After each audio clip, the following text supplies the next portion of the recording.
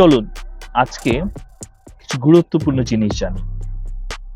সময় খুব আস্তে বা ধীরে চলে যখন আপনি আপনার প্রিয় মানুষের জন্য অপেক্ষা করেন। সময় খুব দ্রুত বা তাড়াতাড়ি চলে যখন আপনি কোথাও যাওয়ার জন্য লেট হচ্ছেন।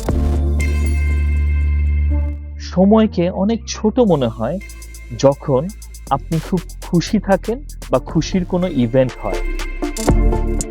সময় কখনো শেষ হবে না এমন মনে হয় যখন আপনি গভীর কোনো শোকে বা দুঃখে থাকেন।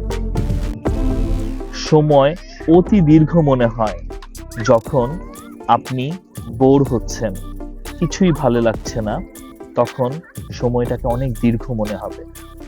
সো সময় ঘড়ির উপর না, আপনার মানসিক অনুভূতি এবং মানসিক অবস্থার উপরে বিবেচনা করে চলে। कौन है ये लोग? कहां से आते हैं ये?